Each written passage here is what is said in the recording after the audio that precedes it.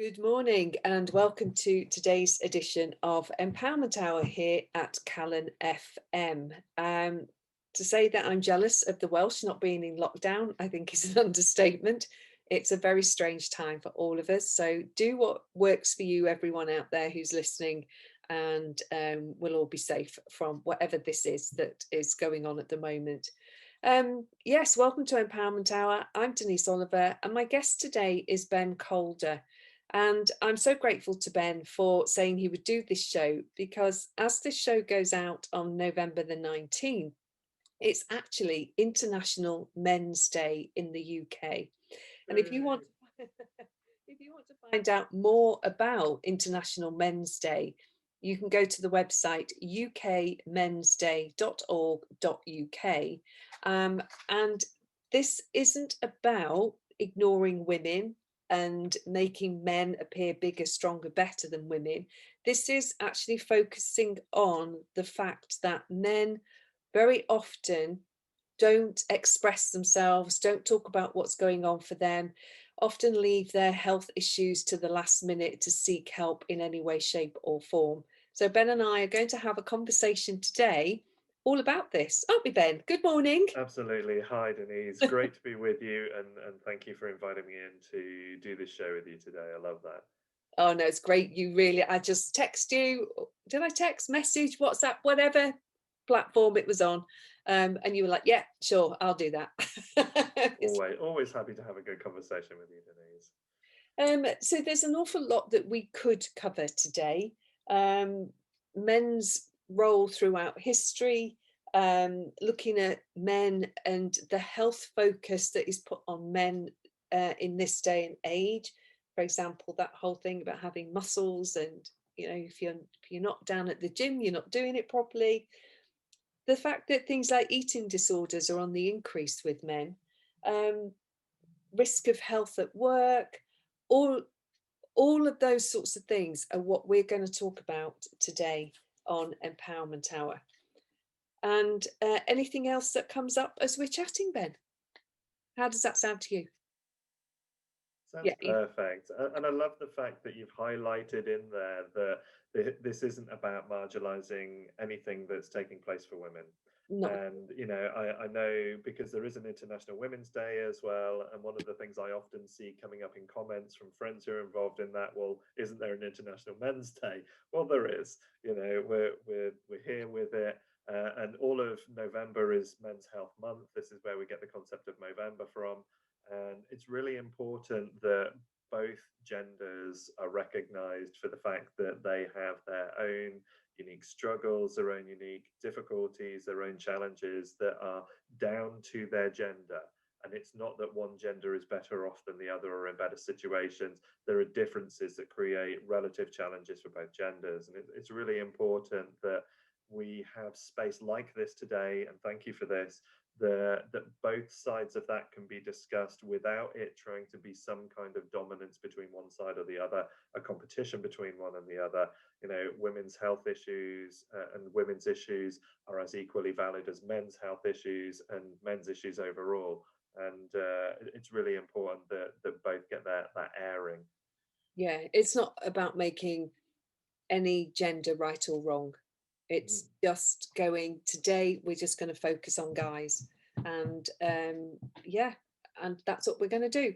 What we're going to do now, Ben, is we're going to take our first break, and then we'll come back and we'll dive into looking at men from a historical point of view and this role that they're meant to take. Hi there, and welcome back. I wondered where I was for a minute.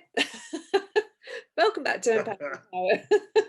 I'm Denise Oliver, and my guest today is Ben Calder, and it is International Men's Day here in the UK.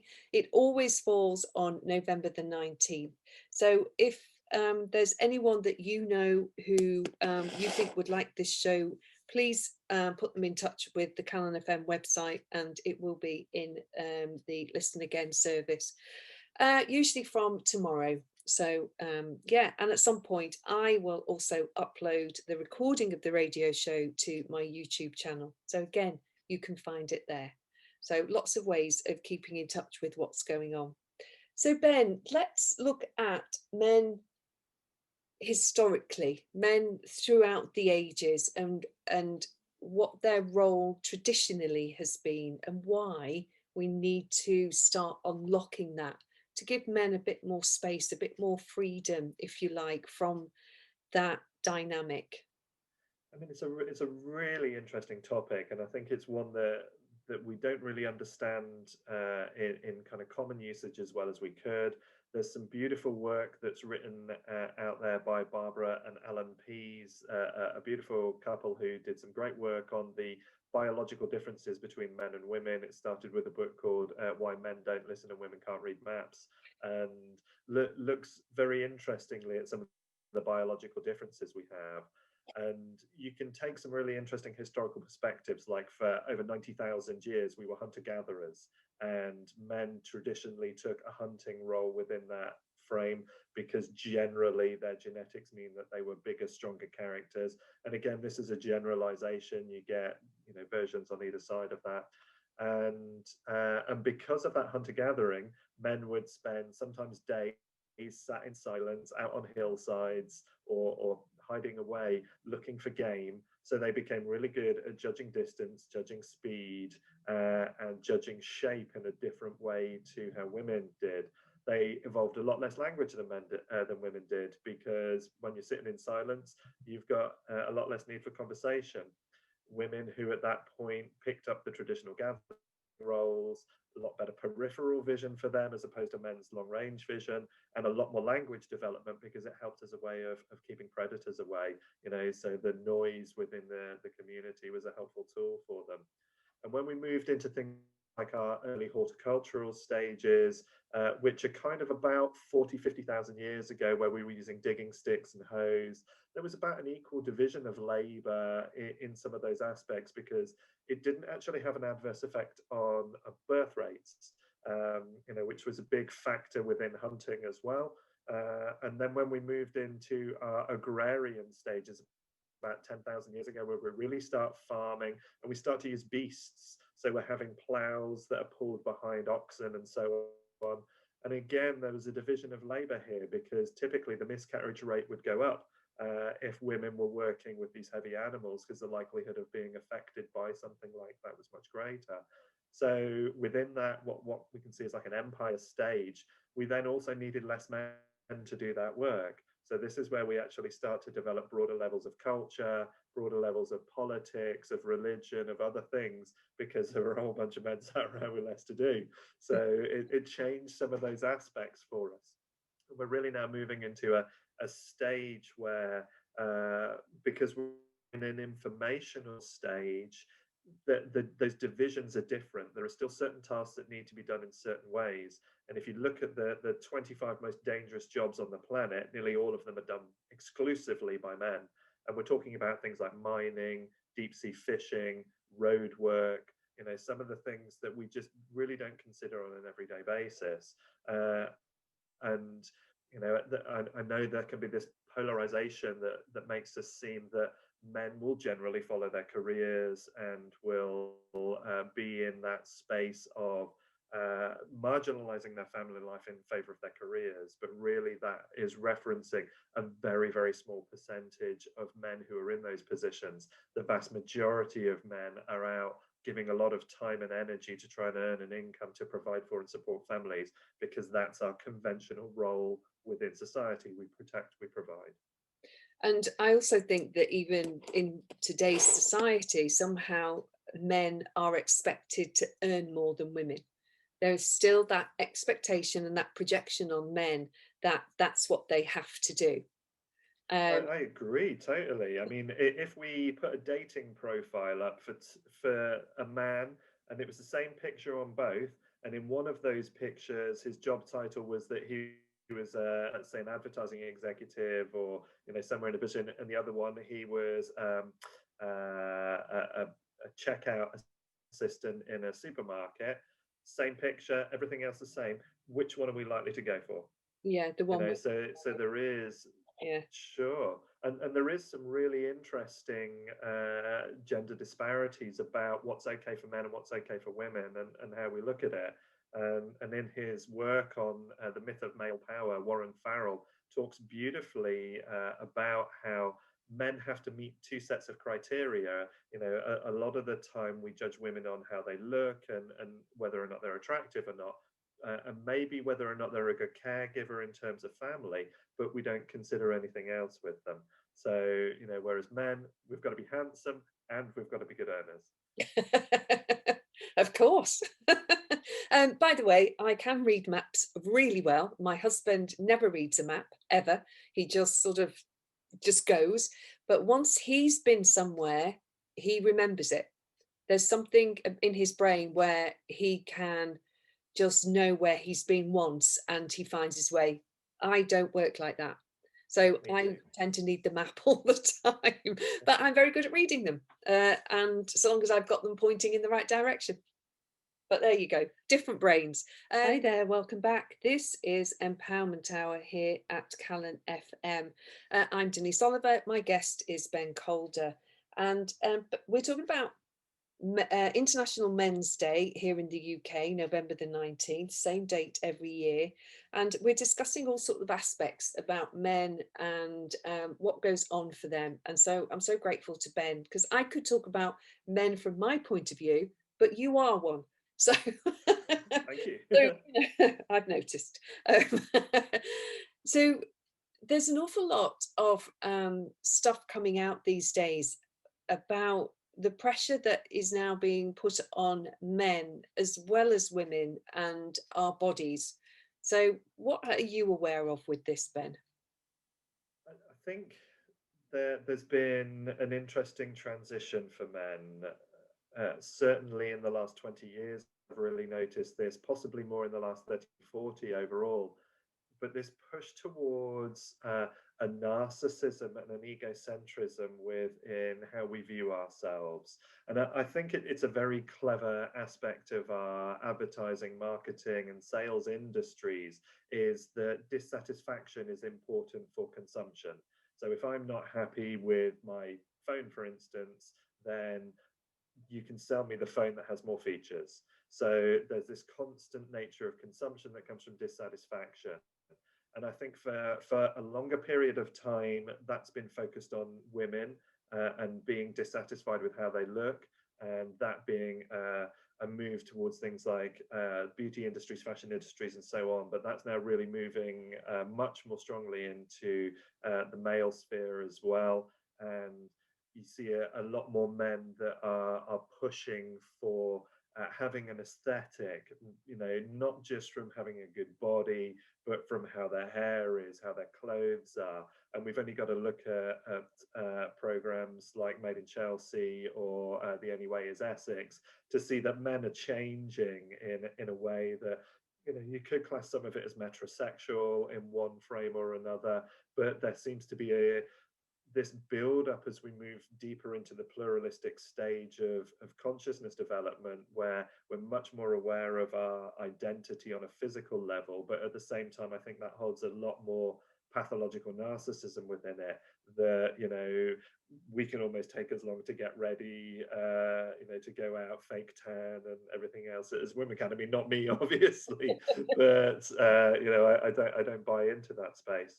But I think it's become much more challenging for men in that way, and that they're really pushed. But I can still remember, back in the mid '90s when I was at university, being in the cinema to watch a movie, and there being a number 7 makeup advert coming up that was there to kind of empower women into being strong. And the advert started by saying, men, we don't want to see this. And it's an image of a man with a beer belly and not looking very healthy. And it goes, we want to see this. And it's a ripped, cut man, strong, which interestingly enough is also not healthy, because having that much tension in your body is actually a precursor for pathology later on. And so we started to get this kind of visual nature of how men ought to be. And it's a very old Greco-Roman idea as well, muscly men who can wrestle, and it's about dominance and who's going to be the best pick for the does, which is the man that you look for. And I think so much of this is then confused and conflated in ways that are not healthy for men to be able to to have a real sense of their own bodies and what's right for their body rather than trying to please or provide for other people's approval. And I think that that's where the big flaw is so often we're being encouraged to get that affirmation from outside, and the likes of Instagrams and so on just compound that idea, because as much as you'll find that there are females on there that are seeking approval with the types of pictures that they're posting through, so are men. And it's a real challenge for us. And yeah, it's something that I was talking about just the other day.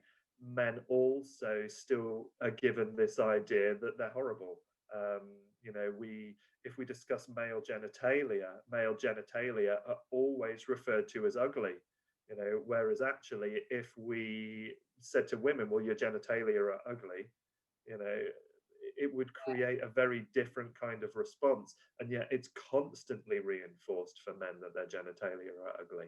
And Yeah, so, how I'm, do we approve of ourselves within and that? there's, How do we I'm feel also, good? yeah, aware that by my daughter, who reads all sorts of interesting articles that I don't, that there's an awful lot of genitalia shaming amongst men as well. So, like going to the gym, being naked, and all of that. And it's Of just like, course. you have what you have. Yeah, sure. But it's not good enough, you see, because our prowess as men is based on this idea that one size is more functional and better and more dominant than the other. It's no different than having a big muscle. It's Yeah, no different than being the person that can dominate, yeah, and again, this is still a very unhealthy space. And it continues to add this polarity, this polarization between men and women. I was listening to a Joe Rogan comedy special on Netflix, and he was making a joke about how nobody really cares about men in the same way. And he was talking about the Weinstein issue within Hollywood, and how if that had been the other way round, if there had been a bunch of men who had performed sexual acts to be in superhero movies, nobody would look at it in the same way. mm, And it was a very powerful point that he was making. mm, And there is this way that we view men that's very different to how we view women. And again, Warren Farrell talks a lot in his The Myth of Male Power book about how men are expendable to a level that we just don't understand. A lot of movies, you'll see a hero character who will rescue a female character, but we don't count the amount of men he will kill to save one female. And men's lives just don't seem to have, at a very subtle level within society, the same kind of value as we make for women. We can even go back to a Titanic joke. Who gets on the boat first? exactly. The it's women and children first, because there is a belief that, yeah, that as men we're more expendable. Yeah, cool. We're going to take a break now, Ben. Sorry to interrupt you. You're in such a good flow.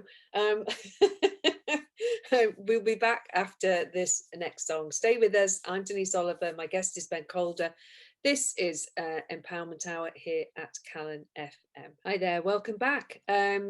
Glad you're still with us. We're discussing different themes for International Men's Day here in the UK. And I just really want to make it clear that we are not making uh, anything about men or women, good or bad, right or wrong. We're just having a discussion about how men are viewed in society and possibly what could we change about that. Because what International Women's Day is about, in my mind, or has been, it is changing, is an equality with men in different situations. So, like at work and things like that. Whereas what we're talking about here is from a male point of view, the historic expectations on men, and they're huge. They're really huge. And there's this, Ben, let's talk about men and their health and their reluctance to seek help. Where do you stand on that? Because you're not someone who's going to do that. But what is it that men are the expectation that men somehow are invincible, but you've also said they're expendable as well. So what is that about? It's exactly that. It's this idea that somehow actually we're a less valuable part of the community because it's okay to let us go and die. You know, we could take a conversation about should women be allowed on the front line in war. Why is that even a question? Because we allow men on the front line in war, and you could come from a point of view, well, it's men that create war, uh, but then the question could be, well, why do we create war? What are we trying to defend? What are we trying to protect? Who are we trying to impress? And so there's quite a lot of nuance within that.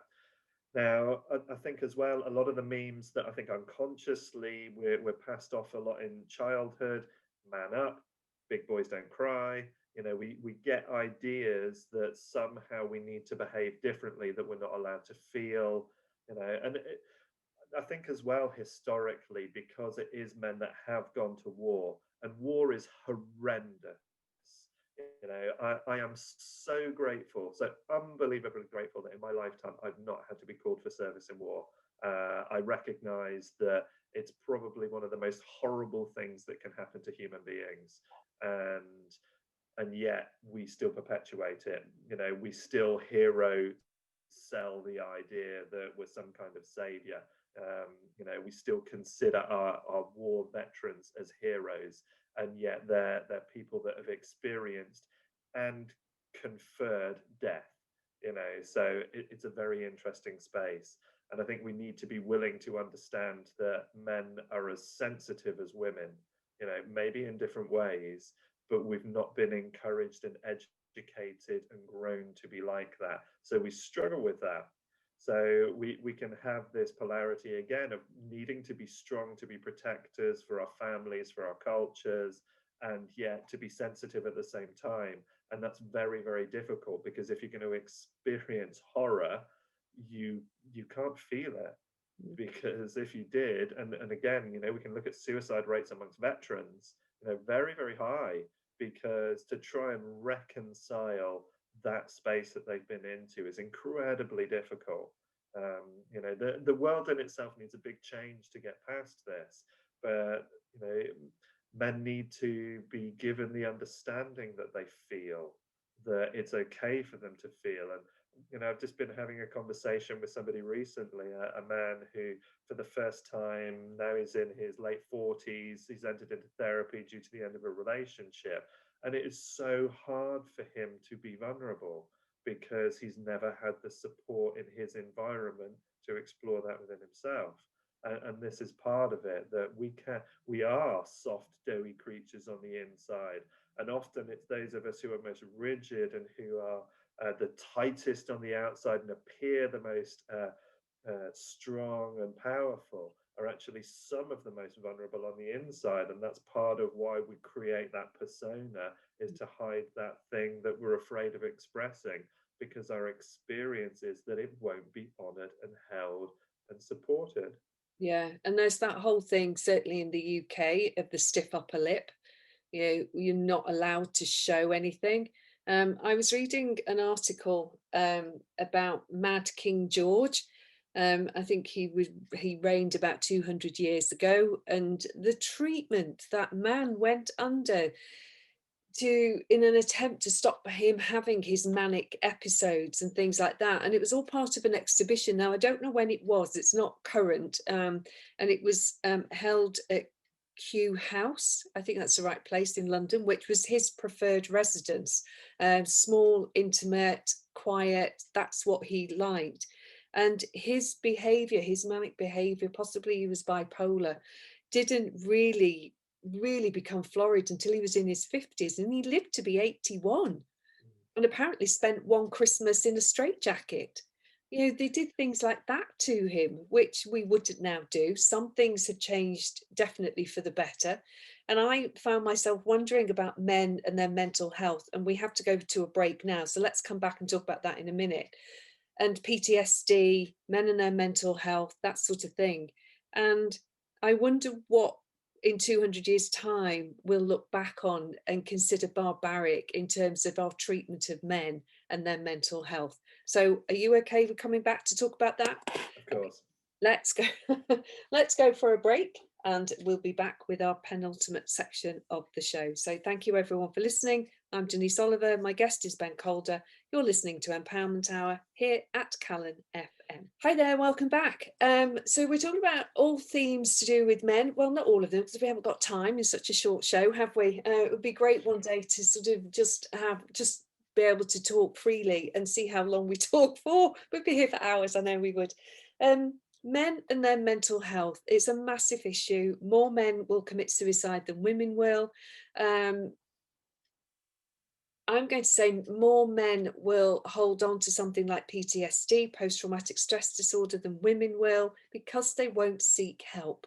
What would you say to someone who is depressed, anxious, stressed, feeling overwhelmed as a man? What would you say to them? What would you do as a guy if you were in that position? I think the most important thing is to understand is that A, you're not wrong or bad, Yeah. because I think part of the reason why men fail to seek help is because this idea that they've done something wrong. And so much behavior in men is done out of guilt and shame, and there's a very classic thing called the guilt shame spiral. That's triggered by fear, often in our female partners, and creates this spiral of behavior within men that takes them into quite a grim place, because again we have this expectation that we ought to be a thing. And I think for anybody that's experiencing mental health challenges, for men experiencing it, find somebody that you're comfortable to talk to, whether it be a relative, whether it be a friend, whether it be a trained counselor or a professional, which is what I would recommend.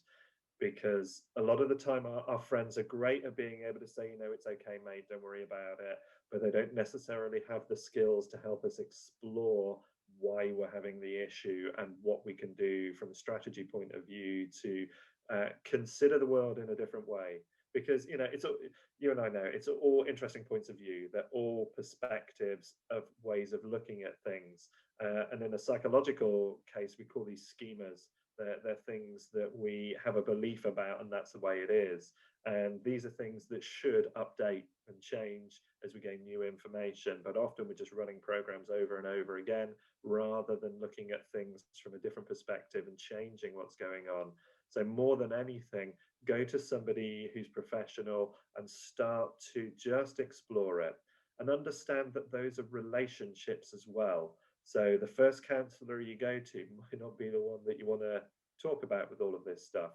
They're like good, healthy friendships. They're people that have skills, they're people that have abilities, but they're also individuals. And so to not be afraid that if the first person you speak to doesn't feel like the right fit for you, to then withdraw right back into the shell, into the cave, and not try again. It's been important for me, certainly over the last 20 years, that I've really been working with my own health, in that I've gone to different people for different reasons at different times and explored different things, because that was what felt right in those spaces. And at the same time, I've developed resilience tools for myself that allow me to deal with my own frustrations, irritations, angers, that give me a way to work that through that's healthy, so that I'm not blaming myself, I'm not taking undue responsibility for things that I'm not responsible for, and I can allow things to be in an appropriate frame. Because a lot of things are gone, they're already past. It's Mm. one of the interesting things about PTSD, is that stick in the mind that collapses time between the original event and now.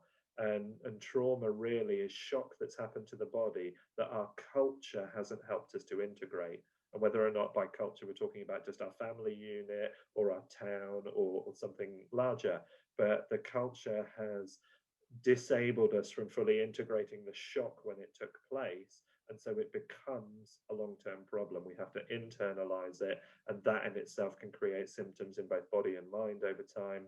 And it's changing those patterns so that we can acknowledge that shocked me, that had an effect on me. How can I now process this in a way that's healthy for me?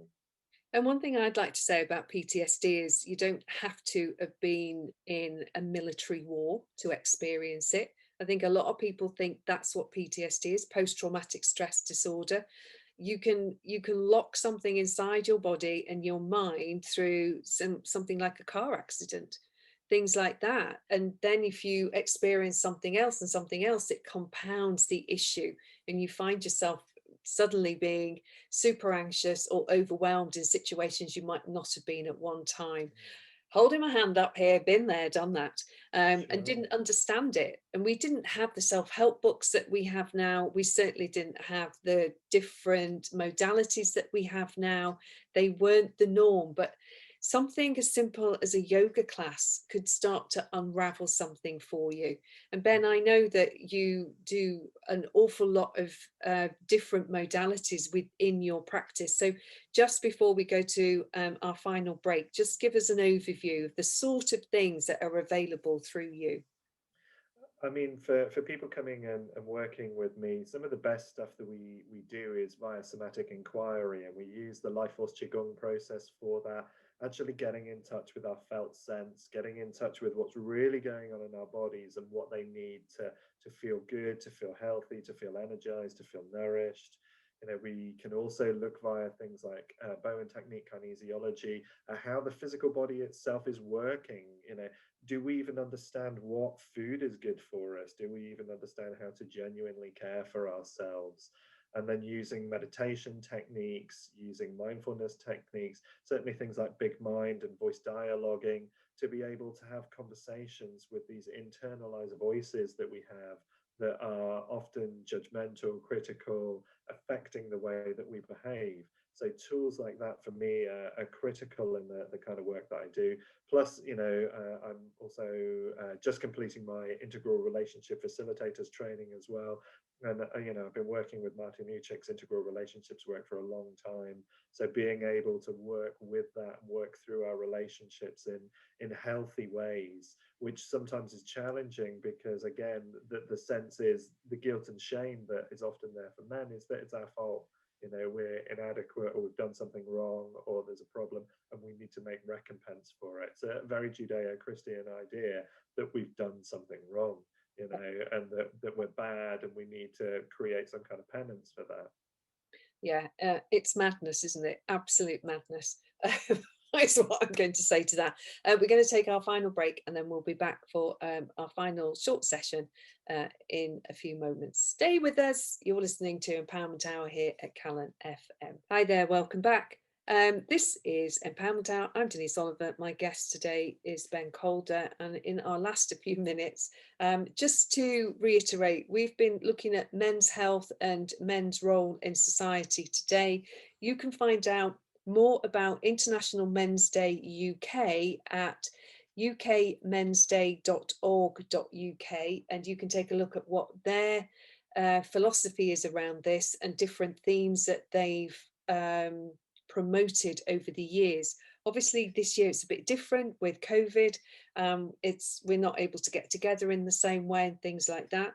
So if you know that your mental health is struggling in some way, you perhaps don't want to speak to your GP, but you can ring people like the Samaritans. There's Mind. There's all sorts of things you can find out via the internet. Please don't think you're alone. Please, seek help in some way, shape, or form. Ben, what would you like to say as a final thing to men in general, or about men in general? Men, get yourself resourced. So, part of it is that we don't understand ourselves. Part of it is that our culture is very confusing for us. A lot of our male role models are sports personalities, musicians, actors, politicians, or people in the media. We don't necessarily have the greatest of male role models. And watching things like The Red Pill, beautiful documentary by a filmmaker called Cassie J, incredible way to look at men's issues. Looking at books like The Myth of Male Power by Warren Farrell and his other book, The Boy Crisis. Looking at books like The Way of Man, King, Warrior, Magician, Lover, The Rational Male, and just understanding, the way of the superior man, David Dader's work, looking at some of these great resources that are actually out there to give you perspectives on you as men. And it's going to create some tension for you as well, because some of the beliefs and ideas that you have about yourselves need to be challenged, need to be questioned and explored. But ultimately, it's very empowering because you feel less down about yourself and more in a position where you realize that you have a right to feel what you feel, and you have a right to care for yourself, and you have a right to more things than you think you do. Yeah. And I think those are really important for men to really realize, and think about what really nourishes you. You know, what makes you feel good just for you, and to make sure that you're doing those in healthy ways. You know, learning to communicate in healthy ways. So things like nonviolent communication, so that you can get in touch with your feelings, you can express the underlying needs, and you can make healthy requests for how to have those needs met. You know, and again, this is just education in language that I think, as a whole, the human race, but men especially, we could do with a lot more of. Yeah, thank you, Ben. Beautifully put. Just to reiterate, this is not about making anyone right or wrong. This was just a focus on men only today. Um, ladies, I do a lot with you most of the year, and today, as it's International Men's Day in the UK, just want to big up the guys because overall, we're all doing the best we can, and what else can we do? But if you want to be different, if you want to choose something different, then start looking into some of the things that Ben has suggested. And Ben, where can we get hold of you? You can get hold of me on my website, which is bencalder.co.uk. You can find me on Facebook, which is Ben Calder Integral Health. And you can find me on Twitter, Benji Calder, and on Instagram, Benji Calder. So really easy places to connect with me Just put Ben online. Calder into Google. Just put Ben Calder into Google and you'll find me somewhere, definitely. Other search engines are available. They are. Thank you for pointing that out. Thanks everyone for listening. That's it from us today. Thank you for being with us on on Empowerment Hour. I'm Denise Oliver. Please stay tuned to Calon FM. There's a lot more coming up today. Thanks everyone. Bye for now. Bye. Bye.